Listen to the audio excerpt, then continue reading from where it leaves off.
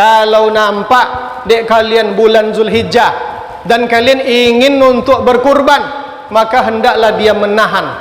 Falyumsik, menahan artinya tidak memotong rambutnya dan kukunya.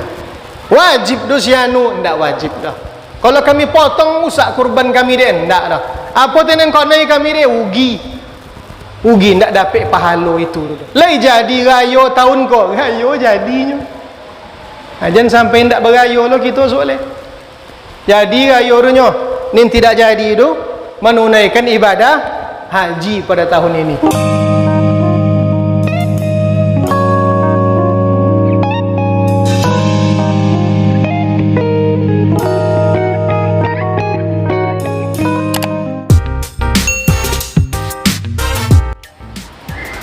Assalamualaikum warahmatullahi wabarakatuh.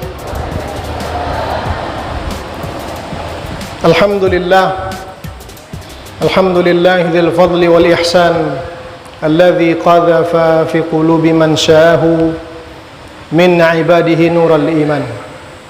Asyhadu an la ilaha illallah wahdahu la syarika lah wa asyhadu anna Muhammadan abduhu wa rasuluh لا نبي بعده. اللهم علمنا ما جهلنا وذكرنا ما نسينا وافتح علينا حكمتك وانشر علينا من خزائن رحمتك يا أرحم الراحمين. رب اشرح لي صدري ويسر لي أمري واحلل عقدة من لساني يفقهوا قولي. Kita bersyukur kepada Allah Subhanahu wa taala dari lubuk hati yang paling dalam atas segala anugerah dan karunia yang dilimpahkan oleh Allah Subhanahu wa taala kepada kita. Mudah-mudahan rahmat dan karunia tersebut dapat kita tempatkan pada tempat yang semestinya sehingga kita tercatat di sisi Allah sebagai hamba-hamba yang bersyukur. Amin amin Allahumma amin. Salawat dan salam kita haturkan untuk Rasulullah sallallahu alaihi wasallam. Allahumma salli wa sallim wa barik ala sayyidina Muhammad wa ala ali sayyidina Muhammad. Man shalla alayya salatan wahidatan sallallahu alaihi biha asyara. Orang yang bersalawat kepadaku satu kali salawat, Allah Subhanahu wa taala bersalawat kepadanya 10 salawat. Salawat kita kepada Rasulullah sallallahu alaihi wasallam dalam bentuk yang kita sampaikan tadi. Allahumma salli wa sallim wa barik ala sayyidina Muhammad wa ala ali sayyidina Muhammad. Sementara salawat Allah Subhanahu wa taala kepada kita adalah dalam bentuk limpahan anugerah dari Allah Subhanahu wa taala. Orang-orang yang hadir ke majlis-majlis ilmu, hadir ke majlis-majlis ta'lim, hadir ke pengajian-pengajian, mulai dia bertolak dari rumahnya itu sudah dicatat oleh malaikat kebaikan dalam catatan kebaikannya yang insya Allah akan diperlihatkan kepadanya di akhirat kelak. Jadi bapak-bapak dan ibu-ibu yang saya hormati, betul lah kita dari rumah tadi lah dicatat oleh Allah Subhanahu wa taala. Tapi percayalah, yang kita cari itu sebenarnya ndak pahala. Ya, yang kita cari itu sebenarnya bukan pahala. Apa yang kita cari? Ridha Allah taala. Kalau Allah taala sudah meridhai kita, maka takkan miskin orang yang mendapat ridha Allah. Takkan susah orang yang mendapat ridha Allah. Takkan sengsara orang yang mendapat ridha Allah. Takkan dianiaya atau terzalimi orang-orang yang mendapat ridha Allah. Walaupun dalam kehidupan sehari-harinya dia miskin, tapi miskin tidak terasa dirinya. Kenapa? Karena dia tahu bahwa yang dia cari adalah ridha Allah Subhanahu wa taala. Kalau ingin mendapatkan ridha Allah Subhanahu wa taala, maka kita harus ikuti jalan mainnya. Mulai dari rumah tadi betulak Dimulai dengan bismillahi tawakkaltu 'ala Allah la haula wala quwwata illa billah. Berjalan sampai di masjid, masuk ke masjid, didolun denyo kaki kanannya. Itu kadang-kadang terlupa kita tu ibu-ibu.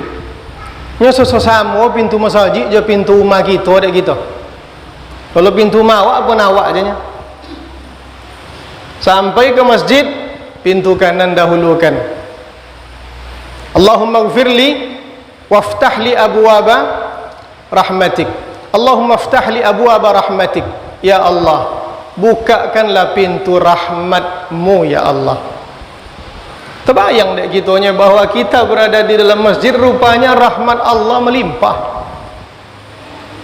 Anugerah Allah itu diberikannya sebanyak-banyaknya. Sampai di masjid, masuknya dulun kaki kanan baca doa dek. Indak langsung duduknya dah. Apa yang dilakukannya? Melaksanakan salat sunat tahiyatul masjid. Berapa rakaat jumlahnya? 2 rakaat. Kata Rasulullah sallallahu alaihi wasallam, "Idza dakhala ahadukumul masjida fala yajlis hatta yarka'a rak'ataini."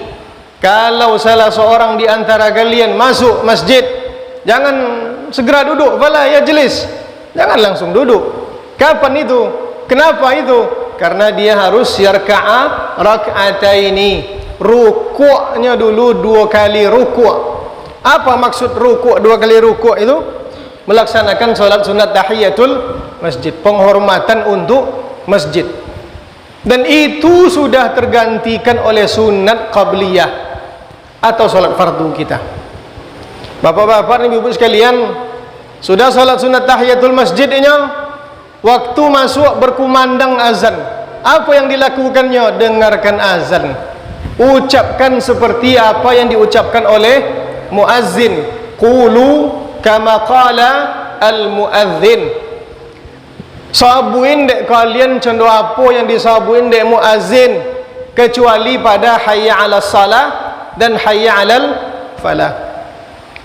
Kata muazzin, Allahu akbar, Allahu akbar.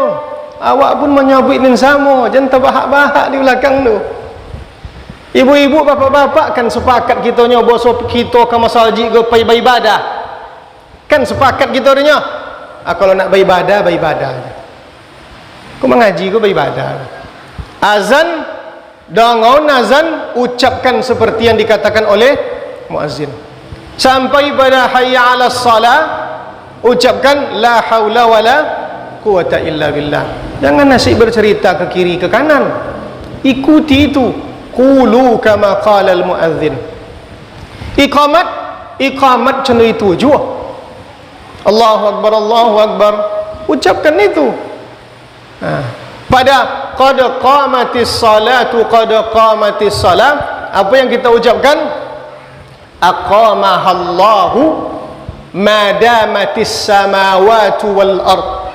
Allah mendirikan salat ini selagi langit jo bumi gaduh. Itu yang kita ucapkan. Itu namanya kita sepakat pergi ke masjid ini untuk beribadah. Bapak-bapak dan ibu-ibu yang saya hormati. Jadi kau kata yang terlupa tadi masuk masjid kaki kanan, salat sunat tahiyatul masjid, membaca doa masuk masjid, mendengarkan azan. Aku kata kita amalkan berbalik. Itu guna kita mengaji, bapak-bapak dan ibu sekalian, untuk mengingatkan yang terlupa, menjaga yang terlolok. Ma'asyiral muslimin wal muslimat rahimani wa rahimakumullah. Tadi disampaikan oleh pembawa acara bahwa kajian kita tentang Aidil Kurban atau nama lainnya Aidil Adha, di mana ada ibadah tertentu pada waktu tertentu yang kita tidak dapat melakukannya di waktu-waktu yang lain. Salah satu ibadah itu adalah sembelihan pada hari raya Kurban atau pada hari raya Adha.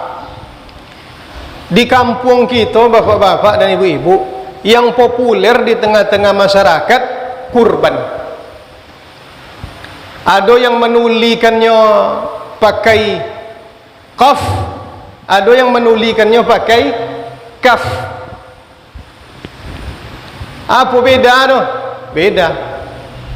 Kalau dituli pakai qaf, artinya mendekatkan diri. Kalau dituli pakai kaf, artinya sangsara, payah, sulit. Itu arti. Kalau kan ditulin ke bahasa Indonesia, ya, tuliskan pakai Q. Jangan ditulin pakai K. Yang sebenarnya itu menurut bahasa Arab. Ada dalilnya istilah kurban itu, ada di dalam Al-Quran. Idh qarraba qurbanan fatuqubbila min ahadihima walam yutaqabbal minal akhar. Anak Nabi Adam alaihi salam mempersembahkan qarraba qurbana, mempersembahkan kurban. Yang peternak dipersembahkannya ternaknya, yang petani dipersembahkannya hasil pertaniannya. Fatuqubbila min ahadihima, yang diterima cuma dari salah seorang di antara mereka. Walam yutaqabbal minal akhar, tidak ditemo dari yang lain dah. Siapa nama anak Nabi Adam itu? Habil dan Qabil. Pembunuhan pertama di atas muka bumi ini, pembunuhan yang dilakukan oleh anak Nabi Adam itu dia. Dia apa? Karena iri, dongki kepada saudaranya. Yang ingin saya maksudkan, kalimat kurban itu kita ambil dari sana. Kalau kita tengok dalam kitab-kitab fikih, bapak-bapak, ibu-ibu, yang populer istilah sembelihan kurban itu bukan kurban, tapi yang populer adalah udhiyah. Kenapa disebut udhiyah? Karena itu sembelihan pada hari raya Aidil Adha. Kenapa disebut sembelihannya pada Aidil Adha? Nyo menyembelih pada waktu duha.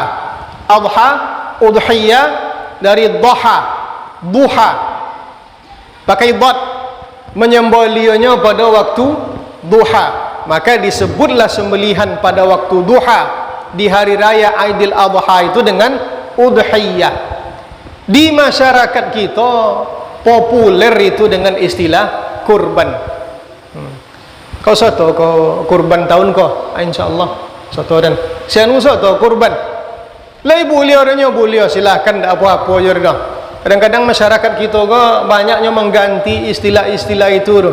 Asal mau kasui kita lai sama, tak apa-apa je dah. Zakat fitrah, apa itu kau deh? Pita tu kau deh. Apa ni nyembah ala babayu pitanya. Nyembah kasui zakat fitrah. Lai boleh orangnya, ya tak apa-apa je dah. Asal mau kasui memang zakat fitrah, tak ada masalah. Ibadah kurban kita pakai istilah yang populer saja. Ibadah kurban itu ada anjurannya di dalam agama kita.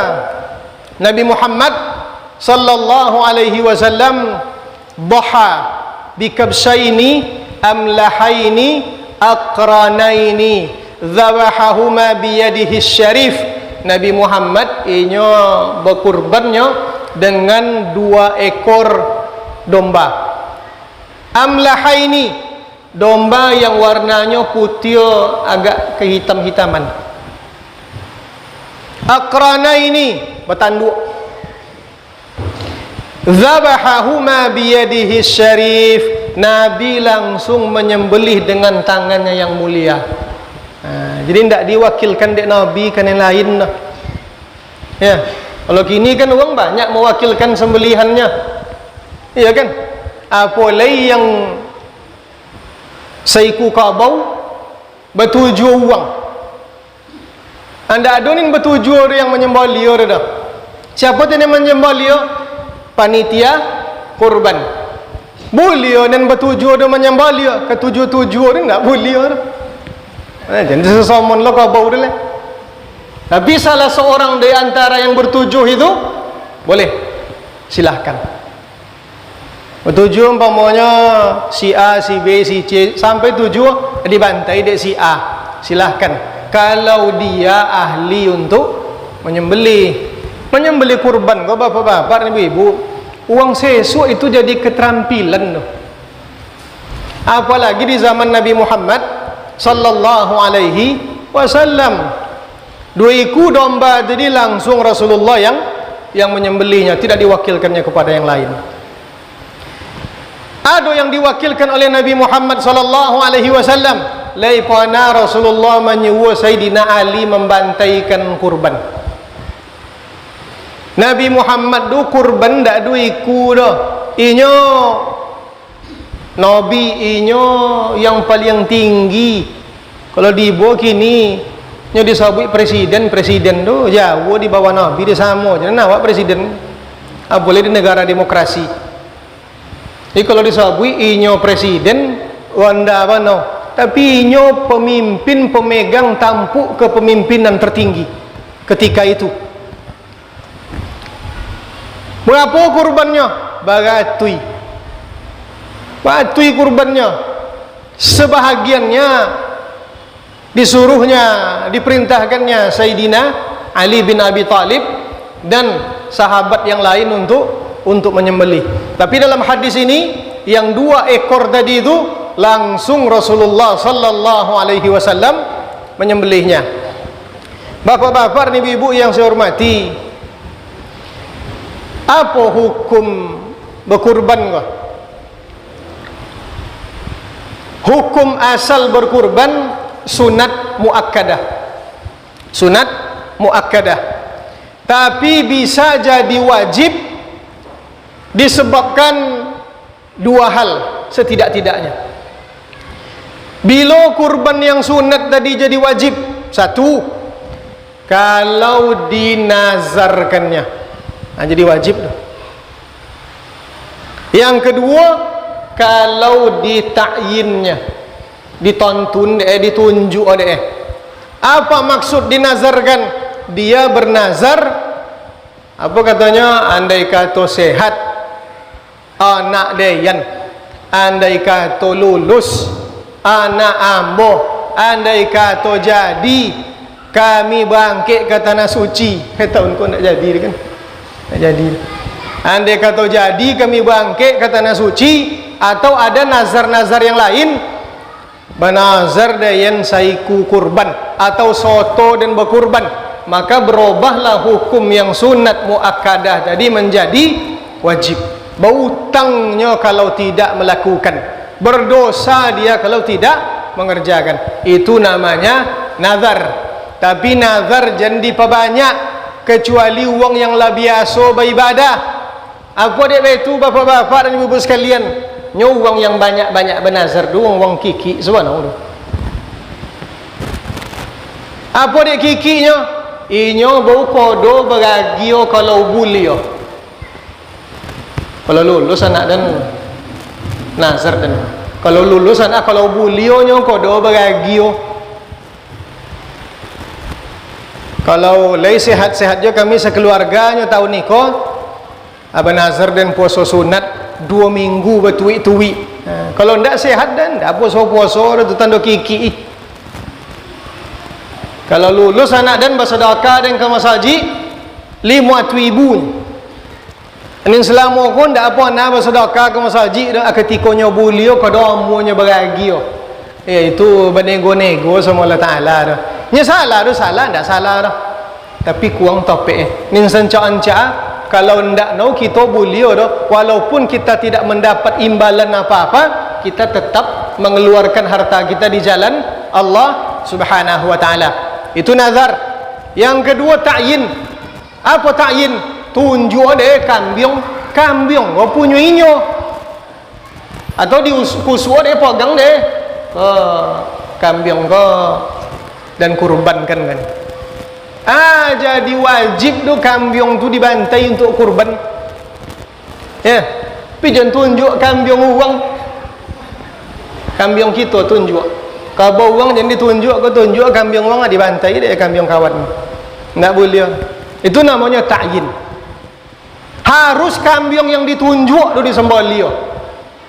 Dan beko dipegang ni nancak, dibantai nin tidak elok. Tidak boleh. Berdosa deh. Tetap itu. Kalau hilang itu sianu apa aja? Hilang tu bisa dua kemungkinannya. Satu, hilang dek kelalaian dirinya sendiri. Yang kedua, memang bukan karena faktor kelalaian, faktor alam. Benazarnya kambing go dan kurbankan. Alun sampai musim haji le, kambing go ditonak denya le elok, dibai makan cukui, dilotan di kandang topik wakatu. Pokok semprono de 4 sehat 5 sempurna untuk kambing tu. Cukui deh, mati kambing tu. Hilang kewajibannya. Tapi kalau kambing tersebut kurban yang ditakyinnya itu mati karena kelalaiannya, makan ndak babai-bai, kandang ndak besodion, balapen aja melala kambing dak mana-mana, matinya. Hanya menggantinya. Wajib mengganti. Itu jalan kenapa kurban bisa menjadi wajib. Ibu-ibu, bapak-bapak, kalau ada yang bernazar wajib membayu ayu-ayu haji kok. Ada yang bernazar berkurban? Tidak ada. Kurban di masa haji kita lah apa iku? Masuk 6. Alun cukui berarti 6 leh. Alun cukui leh. Berapa kakak kita di siko? 120 kakak. 120 kakak ya. Bapak-bapak dan ibu yang saya hormati, harus meningkat tawi. Harus meningkat. Kenapa? Karena kurban itu termasuk syiar agama Allah.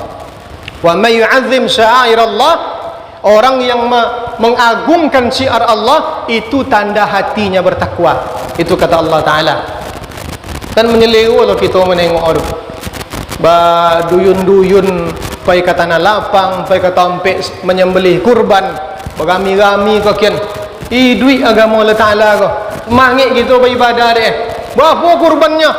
5 boleh iku. Akan semangit mendengar tu. Berapa kurbannya? 10 iku. Berapa kadang masjid kecil ni. 8 kali 7 masjid tapi kurban 5 boleh ni. Iku ada masjid dak sekitar kadang kurban 2 iku aja nya. Berapa kakak di masyarakat situ? 250 kakak ni.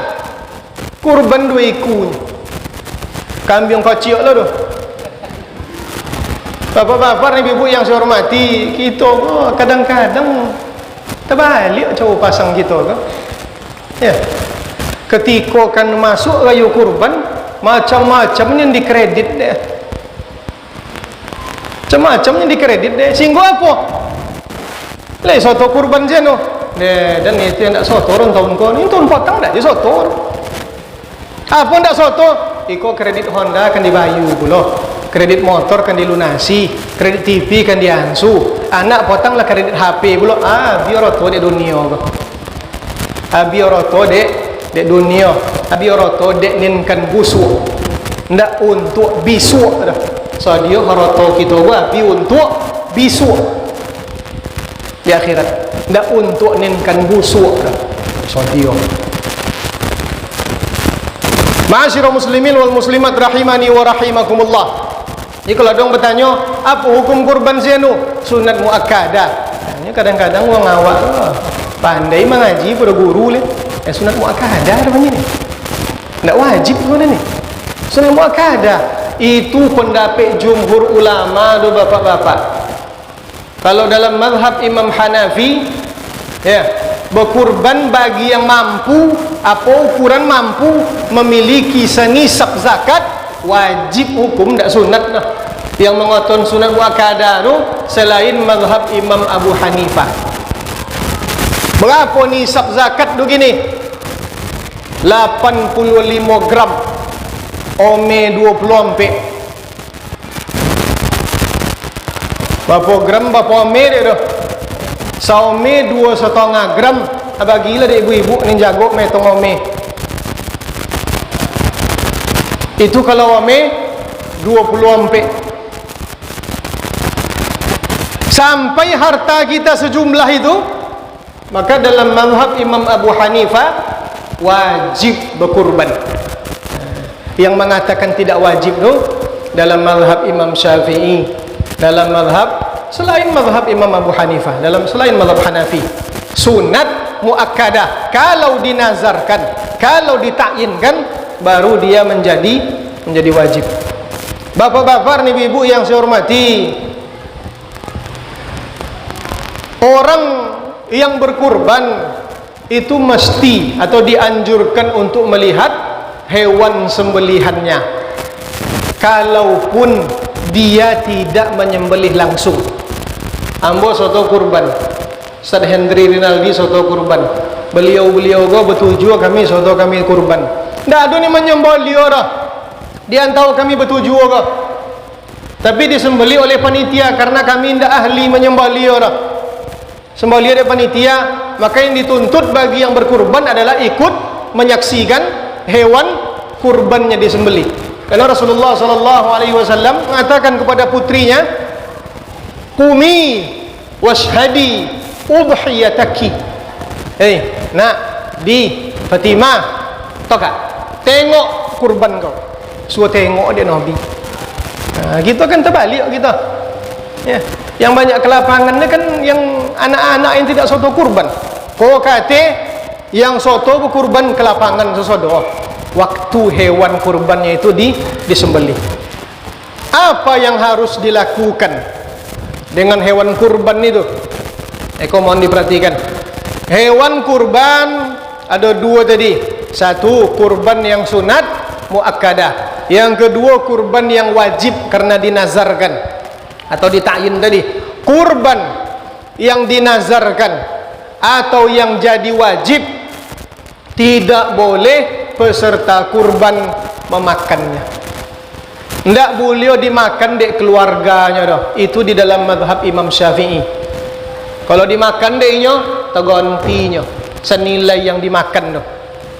Ambo bernazar, ambo umpamonya, atau seseorang bernazar berkurban, disembelih deknya kurban ninya, ya, maka inyo ndak boleh memakan dosa ketek ju kurbannya tadi karena itu dinazarkan. Jadi apa cara? Ben ke uang sesodo. Ben ke uang sesodo. Jadi panitia, andai kata ada masyarakat siku kabau umpama bertuju uang, ada bertuju peserta kurban goyang benazarnya, insan canca lunggu aninyo dokek siku kabau. Nak boleh jan sotonya memakan kurbannya tu. Dari kurban orang lain boleh nya makannya. Dari kurban inyo ndak boleh makan. Nah, jangan beko ndak lo dimakan punya uang dah. Ada ndak ada soto orang ni. Dan benazar dah yang punya kita ni tidak boleh orangnya. Kurban kita ni tidak boleh kita makan kalau benazar. Tapi kurban uang di bende boleh kita memakannya. Kalau ndak ibu-ibu ni orang anton ke sawah bau tenah. Nonton ke ambo. Tu banyak santri ke menampung insyaallah. Dia akan balik ke pesantren leh. Lita-lita saudara. Itu satu. Tapi kalau kurban yang tidak dinazarkan, cenderung apa membaginya? Sepertiga boleh dimakan sendiri. Artinya untuk dia sekeluarga. Untuk inyo anak-anak sepertiga. Sepertiga le boleh dihadiahkannya kepada tetangganya, karib kerabatnya, sanak familinya, walaupun dia orang kaya, walaupun mereka orang kaya, boleh. Sepertiga le itu yang diberikan kepada fakir miskin. Sepertiga untuk inyo, sepertiga dihadiahkan dia kepada tetangganya, karib kerabatnya, sepertiga lagi diberikannya kepada fakir miskin. Itu sebanyak-banyak beliau peserta kurban menyimpan kurban teinyo. Jangan sampai kurban yang kita sembelih kita simpan di rumah lobby dari sepertiga, enggak elok dah. Ini kalau ditanya halal haram ni enggak haram dah, tapi enggak elok dah. Apakah harus sepertiga sianu? Enggak. Nin sonca-onca lukmah atau lukmatain yang kita simpan untuk umat kita sekali dua kali makan. Berapa banyak uladanya? Seketik saja. Nabi yang diambil dia kurbannya itu bahagian hati. Tidak banyak dah. Kadang-kadang peserta kurban banyak bagiannya. Kok kata jangan banyak-banyak mana? Kok kan banyak? Jangan lebih dari sepertiga. Berapa ukuran sepertiga tu sianu? Ditimbang daging kau bau ke? Berapa dapat dia? 1 kilo umpama atau 70 kilo umpama dibagi 7 dulu. Berarti ada 10 kilo 10 kilo 10 kilo untuk 7 orang. Dari nan 10 kilo ke ambil sepertiganya. Berapa sepertiganya? 3 kilo 3 mata. Itu nin paling banyaknya boleh diambil adanya. Yang soncak-oncaknya, kalau ingin oncak pada tulis kurangi le, bain ku uang lebih banyak. Jangan untuk kita lebih banyak. Niat kita kan nak beribadah tadi ke? Beribadah itu semakin besar kita memberikannya kepada orang lain, maka semakin banyak yang akan kita terima dari Allah Subhanahu wa ta'ala. Cuma itu cara membagi kurban tu. Orang miskin menerima kurban dengan jalan tamlik. Apa bedanya? Bedanya kalau ada uang kayu menemo daging kurbannya. Ada pemberian untuk uang kayu. Temo dia daging kurban. Inyo ndo boleh menjual dah. Makan. Jangan dijual pula leh. Jangan beko inyo ada kodai nasi, adi buat randang dia dijual dia di kodai. Jangan. Kalau inyo uang kayu. Tapi kalau yang menemo orang miskin silakan. Dia mau menjualnya silakan. Dia mau memakannya silakan. Itu bedanya tamlik dengan hadiah. Dan itu di dalam mazhab Imam Syafi'i radhiyallahu taala anhu. Ma'asyiral muslimin wal muslimat rahimani wa rahimakumullah. Yang terakhir, bagi peserta kurban, kalau kan masuk 1 Zulhijjah, dianjurkan untuk tidak memotong rambut dan kukunya, dirinya. Bila masuk 1 Zulhijjah tu, terbenam matahari di akhir bulan Zulqa'dah. Umpama ke sok pagi 1 Zulhijjah, umpama sok pagi 1 Zulhijjah, maka tabanam matahari tadi di situ dia menghitung 1 Zulhijjah. Bapak-bapak yang ingin rapi-rapi, ingin bersia-bersia, cukulah sungguh dulu sebelum matahari terbenam. Kok nak berpangkil sebelum matahari terbenam? Ya. Kalau nak memotong kuku sebelum matahari terbenam tadi, kalau lah terbenam matahari, lah masuk 1 Zulhijjah. Masuk 1 Ramadan cendah pun metong, so pagi Ramadan malam kau kan lah tarawih gitu. So pagi Ramadan malam kau lah tarawih gitu. Jadi metongnya terbenam matahari. Bagi yang ingin, dalilnya mana hadis Rasulullah sallallahu alaihi wasallam, "Idza ra'aitum hilala dzilhijjati wa arada ahadukum ayudhhiya falyumsik an sya'rihi wa adhafirihi." Kalau nampak dek kalian bulan Zulhijjah dan kalian ingin untuk berkurban, maka hendaklah dia menahan. Falyumsik, menahan artinya tidak memotong rambutnya dan kukunya. Wajib dosyanu? Tidak wajib dah. Kalau kami potong usak kurban kami dia, tidak dah. Apa tenen konai kami dia ugi tidak dapat pahala itu dah.